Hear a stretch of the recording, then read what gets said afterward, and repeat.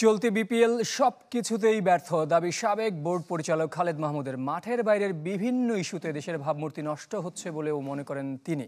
নিজ দলের পারফরমেন্সেও চূড়ান্ত রকমের হতাশ ঢাকা ক্যাপিটালস কোচ।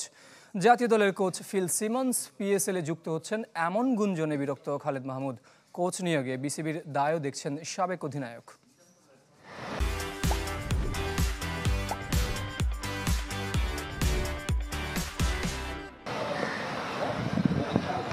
আসর থেকে সবার আগে প্রায় বিদায় নিশ্চিত ঢাকা ক্যাপিটালসের। বোলিং ডিপার্টমেন্টের দুর্বলতা আর ভালো বিদেশির ঘাটতি দেখছেন কোচ খালেদ মাহমুদ।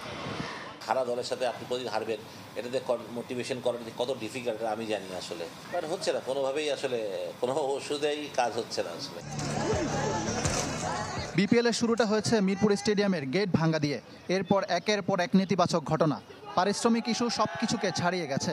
ভাবমূর্তি নষ্ট হচ্ছে বাংলাদেশ ক্রিকেটের। না পারলে বিসিবি কেন বিপিএল করছে সেই প্রশ্ন তুললেন সাবেক এই বোর্ড পরিচালক। যা হচ্ছে ভালো কিছু হচ্ছে না, এবং আমরা খুব একটা গুছাই যে বিপিএল টিকিটিং এর প্রবলেম, মানুষের চিল্লাচিল্লি। তো আমার কথা হচ্ছে আজকে বিপিএল এ 6 ম্যাচ হওয়ার পর একটা দলের থেকে বলছে তারা খেলবে না, ঠিক তাদের প্লেয়াররা টাকা পায়নি। এটা তো আমাদের জন্য আসলে লজ্জাজনক। আমি যেটা জানতাম বিপিএল একটা জিনিস ছিল যে আমরা মনে হয় যে ব্যাংক গ্যারান্টি দেয়, সেই ব্যাংক গ্যারান্টি কোথায়? বিসিবি কেন ব্যাংক গ্যারান্টি ভাঙিয়ে টাকা দিয়ে দিচ্ছে না? আমার কাছে বিসিবি তাহলে বিপিএল গভর্নরের কাছে রোলটা কি তাহলে? একের পর এক কোচ চলে যাওয়ার সবশেষ সংযোজন নিক পোথাস। শোনা যাচ্ছে পিএসএল এর একটা দলের সাথে চুক্তিবদ্ধ হয়েছেন হেড কোচ ফিল সিমন্স। জাতীয় দল ব্যবস্থাপনা ও কোচ নিয়োগের ক্ষেত্রেও কি ব্যর্থতার পরিচয় দিচ্ছে cricket board? Coaching is not in rocket science. আমাদের সালাউদ্দিন যেটা পারছে সেটা তো আর বিদেশি কী শিখাবে, বাড়তে কী শিখাবে?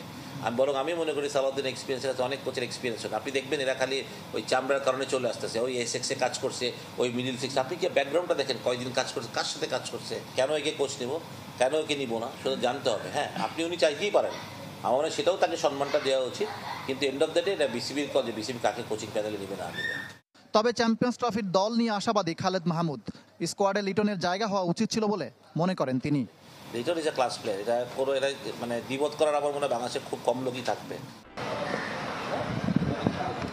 আসর থেকে সবার আগে প্রায় বিদায় নিশ্চিত ঢাকা ক্যাপিটালসের। বোলিং ডিপার্টমেন্টের দুর্বলতা আর ভালো বিদেশির ঘাটতি দেখছেন কোচ খালেদ মাহমুদ।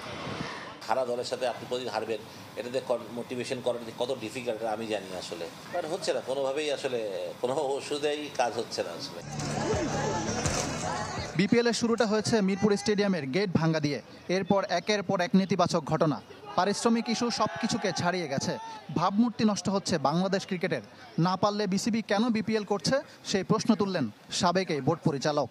যা হচ্ছে ভালো কিছু হচ্ছে না, এবং আমরা খুব একটা গুছাই যে বিপিএল টিকিটিং এর প্রবলেম, মানুষের চিল্লাচিল্লি। তো আমার কথা হচ্ছে আজকে বিপিএল এ 6 ম্যাচ হওয়ার পর একটা দলের থেকে বলছে তারা খেলবে না, ঠিক তাদের প্লেয়াররা টাকা পায়নি।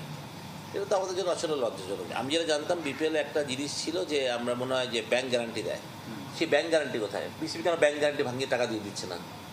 আমার কাছে বিপিএল গভর্নরের কাছে রোলটা কি?